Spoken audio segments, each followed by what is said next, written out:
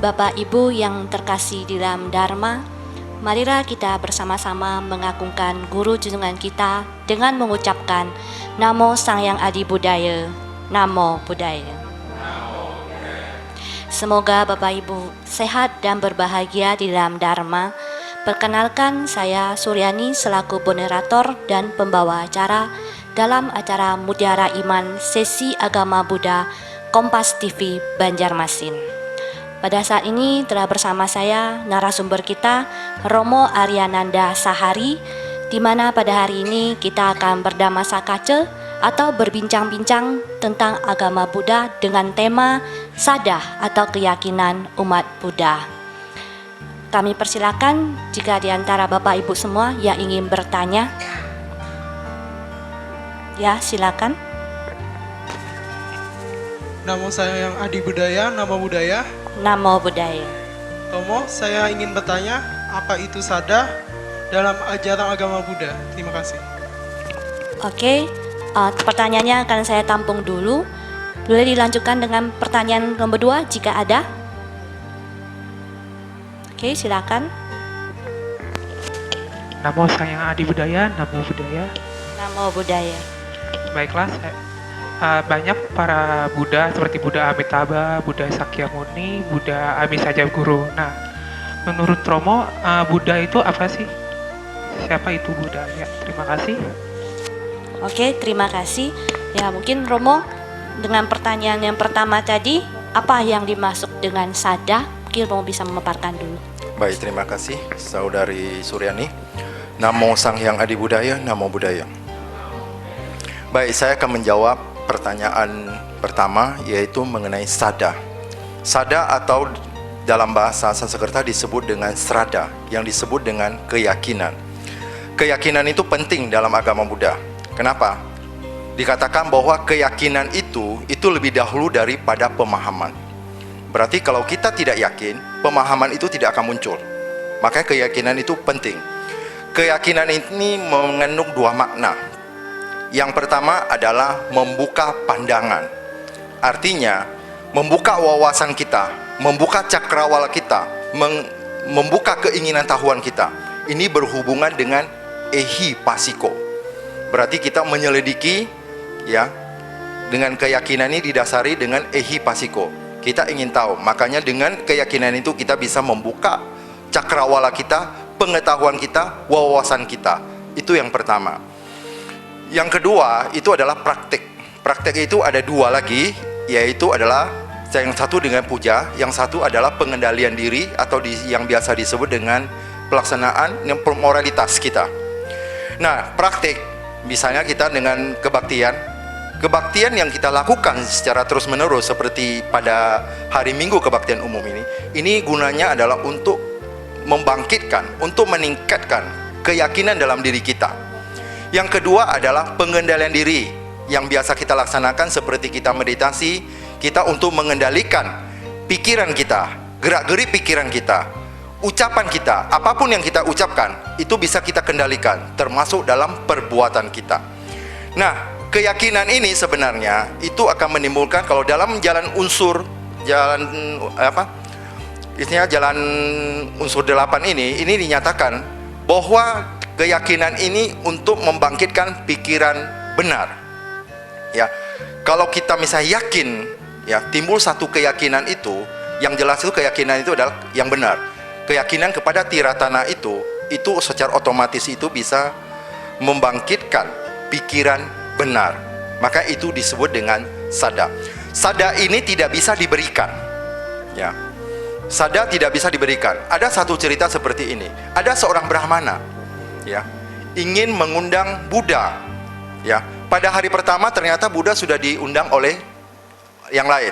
Kedua juga demikian. Ketiga, keempat, sampailah keenam masih ada. Dia punya kesempatan untuk hari ketujuh. Tentu makanan yang sudah dipersiapkan pasti rusak kan.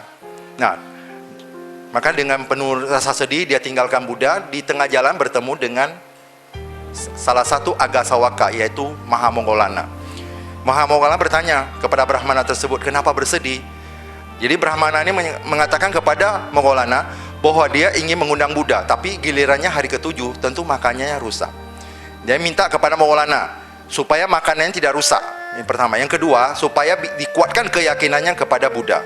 Maulana mengatakan, untuk yang pertama itu bisa dengan kekuatan batin saya bisa membuat makanan itu tidak rusak selama 7 hari. Tetapi yang kedua tidak bisa. Saya tidak mampu untuk membangkitkan keyakinan Anda, mempertahankan keyakinan Anda kepada Buddha. Dari sini kita tahu bahwa keyakinan itu atau sada itu adalah satu pengalaman dari diri kita. Sebelum kita memahami, kita mempunyai satu pengalaman. Setiap orang mempunyai pengalaman yang berbeda, pengalaman spiritual. Itulah yang membangkitkan keyakinan kita. Dengan keyakinan inilah kita akan belajar untuk memahami. Setelah memahami, itulah kita mempraktekannya. Ini mengenai keyakinan. Terima kasih. Oke, dengan pertanyaan kedua tadi mungkin saya bisa simpulkan, siapakah Buddha itu sebenarnya? Kadang-kadang umat Buddha dia nyatakan Buddha, ya. Tapi mereka itu tidak tahu apa itu sebenarnya itu Buddha, ya. Buddha ini bukan nama diri. Ingat ya, Buddha bukanlah nama diri, tapi diberikan kepada mereka yang telah mencapai tingkat kesucian arahat. Seperti Buddha Gautama yang sebelumnya nama dirinya adalah Pangeran Siddhartha. Setelah Pangeran Siddhartha ini mencapai pencerahan sempurna, beliau tidak pantas disebut sebagai Siddhartha dengan nama awamnya, ya. Tapi diberi gelar namanya Buddha. Buddha berarti orang yang telah sadar, orang yang telah bangun, ya. Sadar dari apa? Sadar dari kegelapan, sadar dari ketidaktahuan. Ini disebut dengan Buddha. Makanya Pangeran Siddhartha setelah mencapai pencerahan diberi kata Buddha, artinya telah mencapai pencerahan, penerangan. Itulah Buddha. Seorang sama Sambuddha atau telah mencapai arahat, mereka bisa diberi gelar Buddha. Kalau sebagai siswa sama Sambuddha, itu namanya Sawaka Buddha, murid dari sama Sambuddha. Demikian jawaban dari saya, terima kasih. Baik, kembali bersama saya Suryani dalam acara Mutiara Iman dalam Kompas TV Banjarmasin. Baik, Romo, pertanyaan yang pertama tadi, kenapa keyakinan itu penting? Dalam agama Buddha, keyakinan itu boleh katakan yang paling penting, ya. Jadi sebelum kita misalnya untuk beragama Buddha ini, seseorang itu paling pertama itu adalah yakin. Jadi keyakinan ini adalah bukan hanya percaya, bukan, tapi berdasarkan pengalaman pribadi kita. Kita sudah pernah tahu dan sebagainya, itu yang menimbulkan keyakinan. Kita pernah dengar dan sebagainya, tapi kita belum belajar lebih lanjut. Kita baru memahami, mendengar dari orang lain, dari sana muncul satu keyakinan. Nah, keyakinan ini, ya, itu didukung yang tadi saya katakan, keyakinan itu didukung oleh satu bukti. Makanya kita menggunakan kata yakin, bukan percaya. Ya. Di dalam Kalama Sutta, Buddha mengatakan begini, kita jangan percaya dengan kabar burung, jangan juga percaya dengan khalayak ramai, juga jangan hanya percaya kepada seseorang yang kita lihat berpotensi jadi guru kita, ya, atau ini sudah diteliti oleh orang lain. Itu jangan hanya kita percaya. Makanya apapun yang kita dengar itu jangan kita percaya dulu, itu baru taraf percaya. Nah, keyakinan itu yang tadi saya sampaikan itu ada satu fakta yang sifatnya yang bisa dipertanggungjawabkan. Seperti sekarang ini, apapun yang dibicarakan orang, belum tentu orang langsung punya satu keyakinan, baru percaya, ya, baru percaya, tarafnya baru percaya. Nah, dengan keyakinan itu didukung, dengan keyakinan kita belajar, ya, dengan semangat kita untuk belajar, baru kita menyelidiki. Itulah yang disebut dengan ehipassiko. Dalam Kalama Sutta juga demikian. Buddha mengatakan setelah kita menyelidiki, kita mengamati, ternyata itu bermanfaat untuk diri kita, dan orang lain, bahkan makhluk lain, kita harus terima bahwa itu benar. Yakinilah itu. Terima kasih, ini jawaban dari saya. Baik, Romo, terima kasih atas jawabannya. Ini ada pertanyaan lanjutan tadi. Apa perbedaan kepercayaan dengan keyakinan? Kepercayaan, kita sering nyatakan percaya. Saya percaya pada Anda. Dan juga ada satu kepercayaan. Kepercayaan sering kita dengar bahwa ada satu tradisi leluhur kita yang dari dulu yang kita tidak tahu dari mana ujung pangkalnya, yang diwarisi dari turun temurun. Kadang-kadang sampai saat ini kita sudah tidak mengerti lagi apa makna di sebalik dari kepercayaan itu atau tradisi tersebut. Benar kan? Seperti itu. Nah, kita lihat ya kondisi sekarang ini. Ya, leluhur kita mewarisi satu tradisi dan kepercayaan yang turun temurun sampai ke kita. Kita menjalankan kepercayaan tersebut. Sekarang kita tidak ngerti. Salah satunya yang kita lihat ya, yang dulu diwarisi sebelum kita mengenal Dhamma, kita belum mengetahui itu. Dupa. Kita dijunjung-junjung baru kita tancap. Ya kan? Maknanya kita tidak tahu.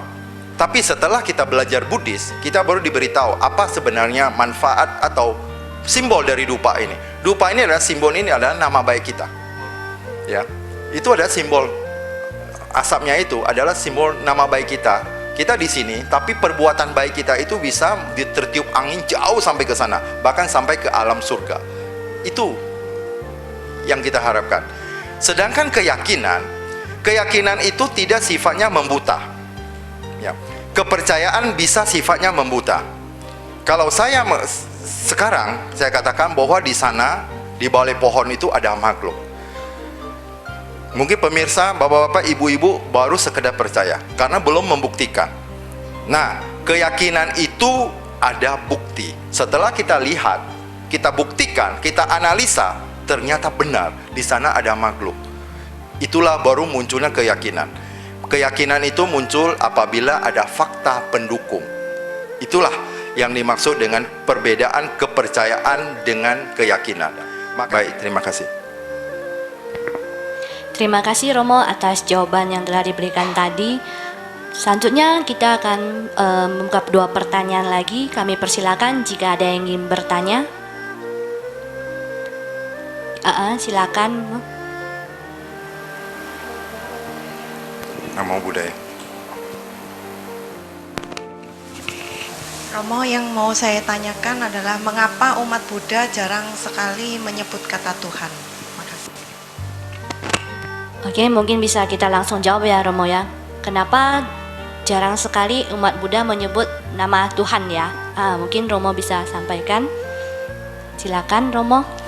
Baik, untuk yang keempat ya. Kelima. Itu mengenai Tuhan. Kalau kita cari di Tipitaka, itu kita tidak menemukan kata itu. Tipitaka yang jumlahnya itu sangat banyak. Kalau dalam bahasa Palinya itu hampir 50 buku yang begitu tebal, kita tidak menemukan istilah Tuhan di sana. Karena itu tidak digunakan oleh, kata Tuhan itu tidak digunakan oleh umat Buddha. Tapi umat Buddha menggunakan kata yang lain. Yang pertama adalah seperti yang kita kebaktian dalam Parita Wandana, kita sering menyebutkan kata Sang Hyang Adi Buddha.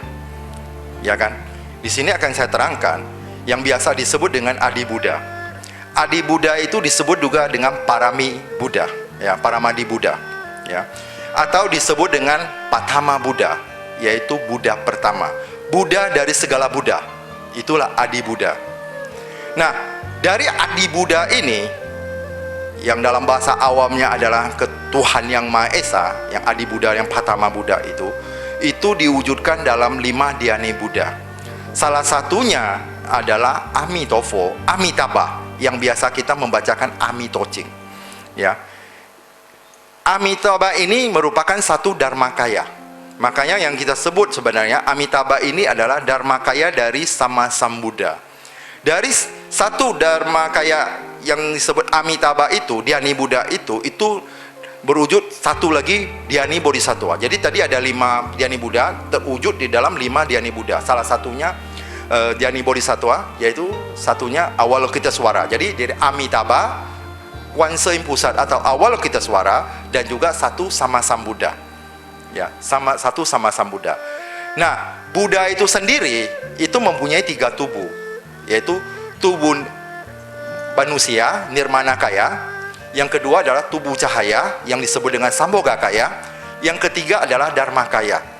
Ya, Dharmakaya inilah diwujudkan dalam Amitofo atau Amitabha. Ya. Nah, itu mengenai Adi Buddha. Dan Sang Hyang Adi Buddha itu sudah menjadi satu peraturan pemerintah Republik Indonesia nomor 21 tahun 1975 yang diundangkan pada tanggal 23 Juni 1975. Kalau dalam sumpah untuk pegawai negeri sipil, ya, Tuhan Yang Maha Esa itu kalau dalam agama lain kan demi Allah itu diganti dengan demi Sang Hyang Adi Buddha.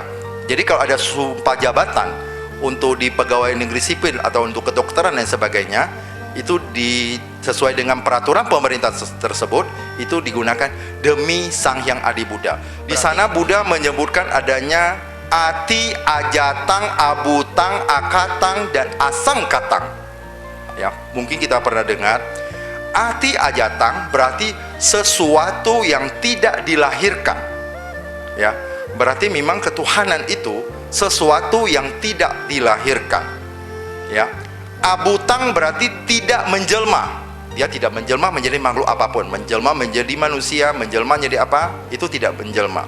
Ya, abutang. Akatang berarti tidak diciptakan.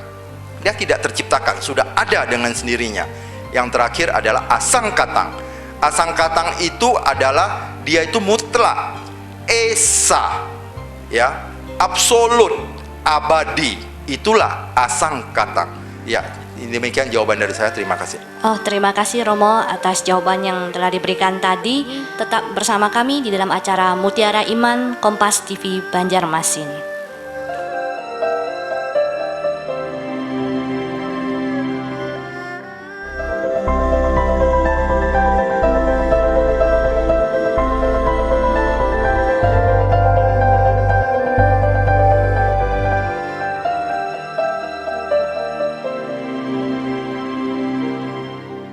Baik, kembali lagi bersama kita dalam acara Mutiara Iman Agama Buddha Kompas TV Banjarmasin. Nah, ini mungkin pertanyaan kita yang terakhir kepada Bapak Ibu. Silakan kalau yang ingin bertanya. Ya, silakan. Baik, Namo Sang Hyang Adi Buddhaya, Namo Buddhaya. Namo Buddhaya. Pertama-tama saya ingin menanyakan kepada Romo, kita dari tadi kita kan berbicara masalah keyakinan. Nah, sekarang keyakinan itu sendiri terhadap agama Buddha itu bagaimana itu, Romo? Sekian, terima kasih. Oke, terima kasih. Ya benar, dari tadi kita udah banyak berbicara tentang keyakinan. Sebenarnya keyakinan dalam agama Buddha itu seperti apa, Romo? Baik, terima kasih. Keyakinan untuk agama Buddha, keyakinan dasarnya adalah tiratana. Ya, keyakinan dasar dari agama Buddha itu adalah tiratana atau triratna, yaitu 3 mestika atau 3 permata. Yang pertama adalah Buddha, Dhamma, dan Sangha. Buddha itu tadi sudah kita bahas, itu adalah makhluk yang telah mencapai pencerahan. Ya. Yang kedua, Dhamma itu adalah ajaran Buddha. Yang ketiga, Sangha itu adalah persaudaraan suci dari para biku. Ya, para biku, persaudaraan suci, kumpulan dari para biku-bikuni itu yang kita sebut sebagai Sangha. Dan ini juga sebagai Arya Sangha, ya, berlindung kepada Buddha, Dhamma, dan Sangha Arya Sangha. Nah, namun itu sebenarnya dalam agama Buddha itu ada 6 keyakinan, ya, yang biasa disebut dengan Satsrada. 6 keyakinan yang dimiliki oleh umat Buddha. Yang pertama adalah Sada atau Srada atau keyakinan kepada Sang Hyang Adi Buddha. Ya, berarti kita mempunyai keyakinan kepada yang tadi disebut dengan Adi Buddha tersebut atau Pratama Buddha, yaitu Buddha dari para Buddha yang lainnya. Itu Sang Hyang Adi Buddha. Yang kedua adalah Sada atau Srada atau keyakinan kepada Triratna, yaitu Buddha, Dhamma, dan Sangha. Ya. Selain itu ada yang ketiga adalah kita yakin atau sada terhadap arahat, bodhisattva, dan dewa. Nah, Buddha itu arahat, tapi arahat istimewa. Jadi yang di sini yang ketiga ini adalah arahat ini adalah para siswa beliau. Jadi siswa beliau juga para arahat, ya, para sawaka Buddha. Jadi kita mempunyai keyakinan bahwa para biku ini kelak mereka kalau melatih diri, mereka bisa mencapai arahat. Jadi kita mempunyai keyakinan kepada arahat. Terus bodhisattva. Bodhisattva ini adalah calon Buddha. Sebelum seseorang menjadi Buddha, beliau disebut dengan bodhisattva. Ya. Bodhisattva atau bodhisatta. Jadi itu adalah calon Buddha. Terus adalah dewa. Selain ada Buddha, ada bodhisattva. Kalau dalam agama lain ya, dewa ini adalah malaikat. Tapi tujuan dari agama Buddha itu bukan untuk ke surga, bukan untuk menjadi dewa. Dan dewa ini banyak, bertingkat-tingkat ya. Alam dewa sendiri ya itu ada 6. Tapi kalau alam Brahma yang lebih tinggi dari alam dewa itu totalnya ada 20 alam. Yaitu 16 yang rupa, 4 yang arupa. Artinya 16 yang rupa Brahma yang punya materi, masih mempunyai tubuh ya, tapi halus. Sedangkan yang 4 arupa yang tidak punya materi, ya, dia tidak punya tubuh gitu. Jadi totalnya itu adalah alam kebahagiaan dalam umat Buddha ini yang diyakini oleh umat Buddha itu ada 26 alam kebahagiaan. Nah, terus yang keempat adalah itu strada atau sada terhadap hukum kesunyataan. Agama Buddha atau Buddha mengajarkan tentang hukum kesunyataan. Jadi dhamma ajaran Buddha itu berupa hukum-hukum alam. Ya, kita lihat seperti adanya yang Cattari Arya Sacani, 4 kebenaran mulia, ada karma dan kelahiran kembali, perbuatan dan kelahiran kembali, ada tilakhana, 3 cora umum, ada lagi paticca samuppada, hukum sebab musabab yang saling bergantungan, bahwa alam semesta ini adalah semua saling bergantungan. Tidak ada yang berdiri sendiri, semua saling bergantungan. Jadi ini adalah dhamma yang diajarkan oleh Buddha yang disebut sebagai pakatisila, yaitu hukum-hukum alam semesta. Terus yang kelima adalah sada atau serada terhadap kitab suci. Kitab suci yang mana? Tipitaka. Jadi Tripitaka itu ada 3 bagian. Ada bagian sutta. Ya, sutta itu adalah bagian dari khotbah Buddha. Winaya adalah untuk aturan-aturan untuk para biku. Terus lagi ada sutta, winaya, dan abhidhamma.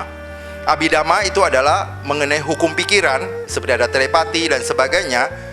Yang bagaimana tata cara seseorang itu mencapai pencerahan sempurna. Hukum jalannya pikiran itu yang berdasar filsafat orang katakan itu dibahas di dalam Abhidhamma. Jadi inilah disebutkan Tipitaka. Kenapa disebut Tipitaka?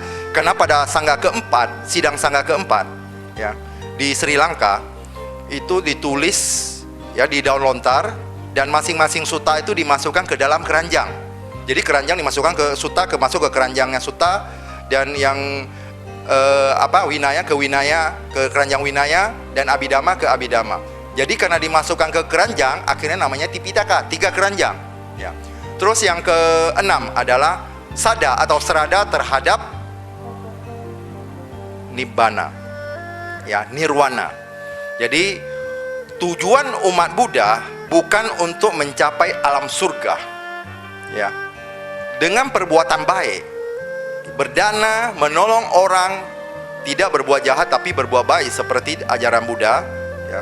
Jangan berbuat jahat, perbanyak berbuat kebajikan. Dengan berbuat kebajikan kita bisa lahir di alam surga. Tapi untuk mencapai nibbana belum bisa. Seseorang harus melatih diri dulu untuk menghancurkan semua kilesa di dalam batin, baru bisa mencapai nibbana. Inilah jawaban dari kami, dan terima kasih. Terima kasih Romo atas pertanyaan itu, mungkin pertanyaan terakhir kita pada acara Dhamma Sakaca di Mutiara Iman ini. Di mana dari pertanyaan-pertanyaan tadi saya bisa menyimpulkan sada merupakan keyakinan umat Buddha yang dilandasi dengan ehipasiko atau pembuktian. Dengan keyakinan kita dapat membentuk pikiran dengan benar dan pengembangan ke dalam diri.